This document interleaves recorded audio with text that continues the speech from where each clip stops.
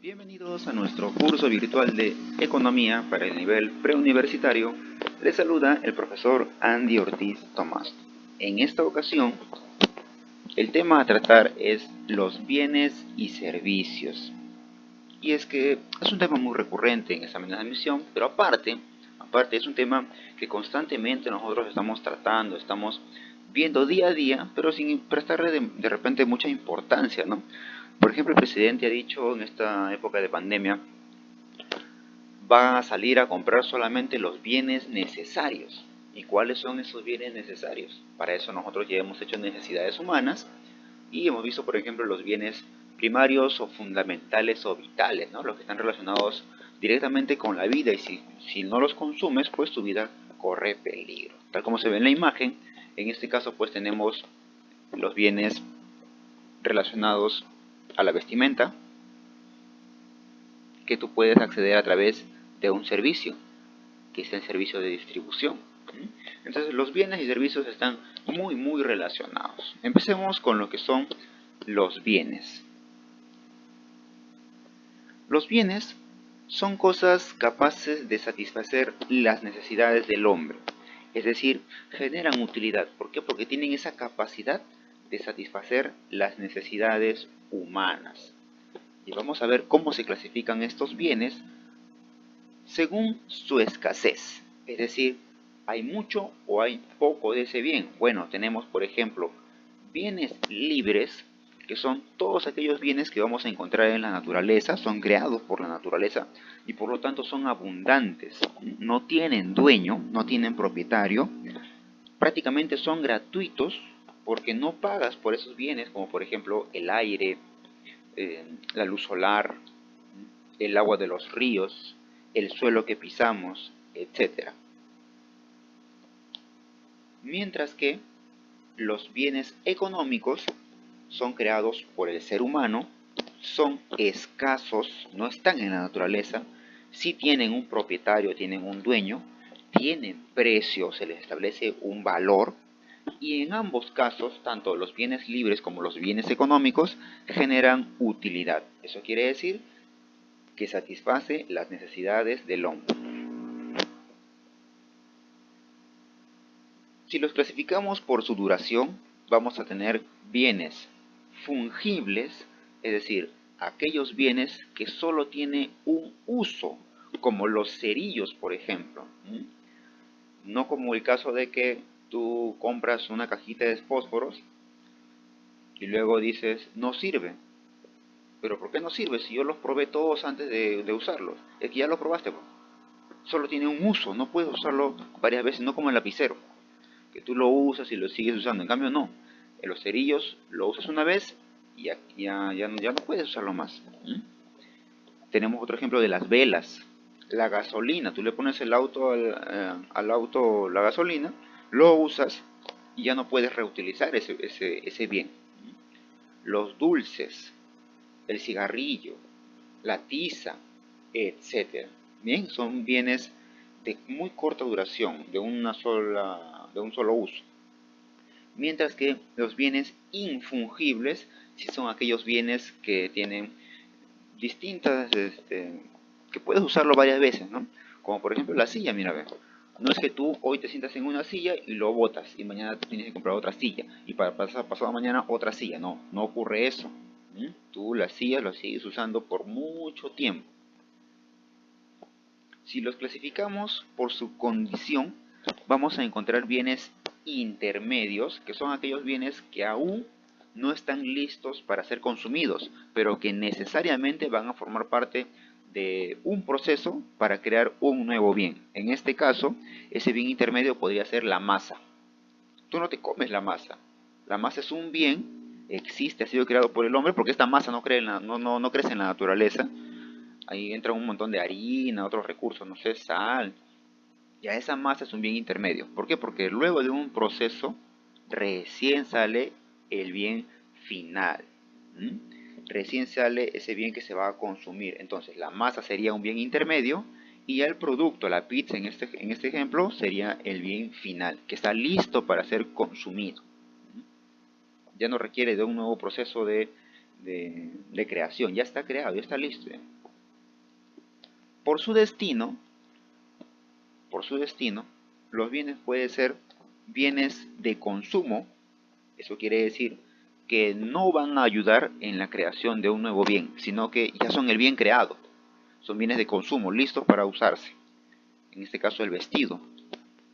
Y podemos tener también bienes de capital, que son bienes que necesariamente van a crear otros bienes, como en el caso de la máquina de coser, que ha creado el vestido. Los bienes de capital generalmente producen nuevos bienes y se va desgastando con el tiempo, ¿no? Si te costó, por ejemplo, 1000 soles esta máquina, con el paso del tiempo y de los años baja su valor. Si los clasificamos por su aspecto jurídico, vamos a tener bienes muebles, es decir, todos aquellos bienes que se pueden movilizar de un lado a otro, como la bicicleta, y vamos a tener bienes inmuebles, aquellos que no se pueden movilizar con facilidad. Y según la Constitución, se denomina bienes inmuebles a todos los que son casas, minas, árboles, aviones, barcos, trenes, los diques, las estatuas, entre otras, pero esos son los principales, ¿ya? Las que no se pueden mover, los bienes inmuebles. Si los clasificamos por su naturaleza, vamos a tener bienes materiales, aquellos bienes que son concretos, los que sí podemos tocar, y vamos a tener bienes inmateriales, aquellos bienes que generan una utilidad, generan beneficio al ser humano, pero que no son palpables, no son sujetos de realidad. Los bienes materiales como la mesa, tú puedes captarlos por tus sentidos, todos tus sentidos. Pero los bienes inmateriales, como por ejemplo las patentes, las marcas, las canciones, las composiciones, son bienes inmateriales. Está escrito, sí, por ejemplo una canción va a estar escrita, claro que sí. Y el bien que se ha usado es un lapicero y una hoja.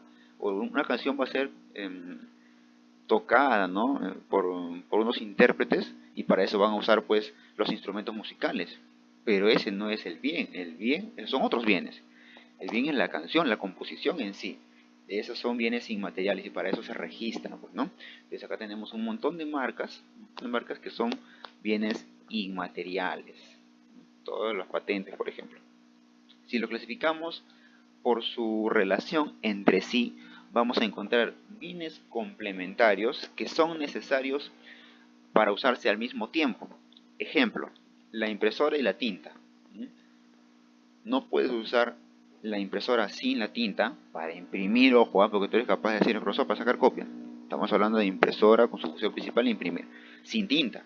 Y de nada te sirve la tinta sin la impresora. Entonces son bienes que necesariamente se van a usar juntos. Así como los electrodomésticos y la electricidad también son juntos. De nada te sirve un electrodoméstico, una licuadora, si no tienes electricidad. De nada te sirve la electricidad para hacer tu jugo si no tienes licuadora. Y vamos a encontrar bienes sustitutos, es decir, aquellos bienes que se pueden reemplazar perfectamente el uno por el otro. Ya muchas veces te he comentado el caso en la cual escaseaba la papa, curioso, pero escaseaba la papa acá en el Perú, y las pollerías pues ofrecían sus productos sin papa frita, sino con camote frito, con la misma forma, ¿no? Igual cuando escaseó la papa, en otra ocasión ya no se vendía papa rellena, sino se vendía yuca rellena. Y eso hay fuente, puedes preguntarle a tus papás, a tus abuelos, acá en Coyique se vendía yuca rellena, por ejemplo, ¿no? Y era un perfecto sustituto de la papa, ¿ya? Si los clasificamos por su rivalidad, vamos a tener bienes públicos, es decir, aquellos bienes que satisfacen sin costo alguno o simplemente con arbitrios, con el pago de impuestos, a gran población, como es el caso del campo de Marte, que es lo que vemos en imagen, y vamos a encontrar bienes privados, aquellos bienes para los cuales si queremos gozar de esos bienes hay que realizar cierto pago adicional y que no dependen de la gestión del Estado, no dependen de otro tipo de gestión particular. Por eso tenemos bienes públicos, como todos los parques, las avenidas, las calles, y bienes privados, en este caso la Granja Villa y todos los centros de diversión particulares. Finalmente, si los clasificamos según el ingreso del consumidor, vamos a tener bienes inferiores y bienes normales. Acá tenemos una cajita de manzanilla. Para que entiendas eso, ponemos el ejemplo, ¿no? Una persona que gana, por ejemplo, el sueldo mínimo. Ya con sus 930 solamente le alcanza para desayunar filtrante, anís o manzanilla. Ese viene a ser un bien inferior. ¿Por qué? Porque en un siguiente caso a esa persona se le sube el sueldo. Ahora gana 1500 soles. Ya no desayuna manzanilla, sino desayuna café. ¿Mm? Y café monjal todavía. Un café carito.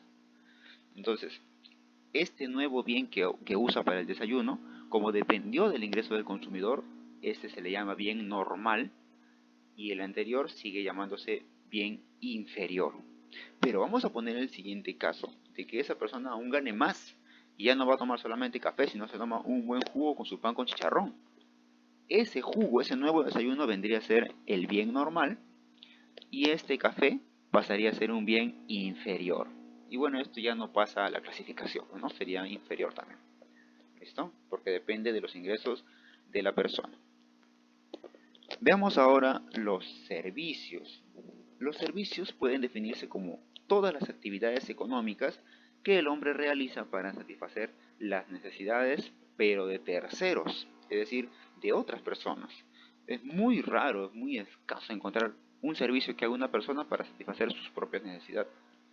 Al contrario, es para satisfacer las necesidades de terceros, de otras personas. Y obviamente es de forma intangible. Esa es la principal diferencia entre bienes y servicios. Los servicios son intangibles. Por ejemplo, el servicio de dentista. ¿Mm? Tú requieres el servicio del dentista, pero tú no vas a tocar el servicio, no vas a palpar el servicio, no es algo tangible. Lo que tú vas a tocar de repente es, no sé, la puerta del dentista, los objetos que está usando para sacarte la muela, curarte el diente, qué sé yo. Pero el servicio en sí es algo intangible, algo que no se puede captar por nuestros sentidos. Es inmaterial, ¿ya? Siempre son inmateriales. Los servicios, su característica es que se consumen en el instante, se consumen al ser producidos. No es que tú vas a la escuela, por ejemplo, a recibir el servicio de educación, escuchas la clase y dices, profesor, un ratito, voy a guardarme un poco de su clase en mi bolsillo para escucharla en mi casa. No. Profesor, voy a guardarme un poco de su clase en la mochila para hacerlo en otro lado. No, no, no, no. Lo que tú te guardas, lo que tú te llevas, es el conocimiento que de repente has escrito en tus cuadernos, te llevarás los libros, pero no te vas a llevar pues el servicio, mucho menos al profesor en la vida. Y finalmente pues para ejercer un servicio, para ofrecer un servicio, se requiere el uso de otros bienes. ¿Por qué? Porque, por ejemplo, ¿no? El policía, para que brinde su servicio de seguridad, requiere su uniforme que lo distinga de otras personas, requiere de un silbato, un pito con el cual implante orden, requiere de repente de un arma para defenderse, de utensilios que le sirvan a él, incluso de su movilidad, de su carro, de su moto, para que pueda ejercer bien ese servicio, ¿no? Entonces, los servicios pueden clasificarse de la siguiente manera. Según quién brinda el servicio, vamos a encontrar servicios públicos, como el caso de Sedapal, que es un servicio público.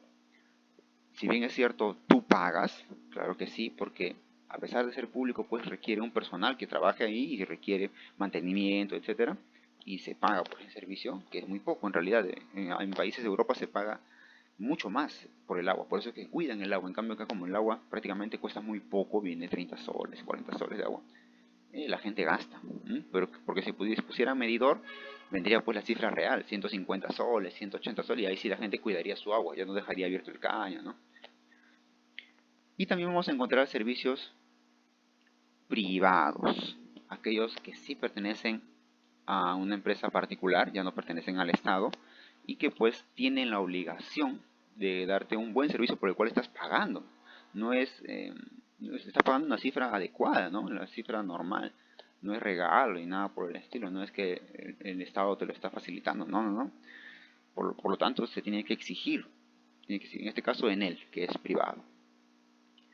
Y si vamos a la clasificación según a quién se le brinda, pues vamos a encontrar servicios individuales que se les brinda solamente a una persona cada vez. Por ejemplo, el dentista, ¿no? No hemos visto un dentista que esté con una mano atendiendo a un paciente, con otra mano a otro paciente, ¿no? A lo mucho. Uno, siempre. El psicólogo, por ejemplo, atiende a una persona. O vamos a encontrar servicios colectivos que se brindan a varias personas. Por ejemplo, los docentes brindan un servicio a una comunidad educativa, a varios estudiantes. El policía que brinda seguridad a toda una población, etcétera. Bien, está quedando una tarea pendiente, realízalo, practica el estudio, estudia mucho y nos encontramos en la próxima clase. Hasta luego.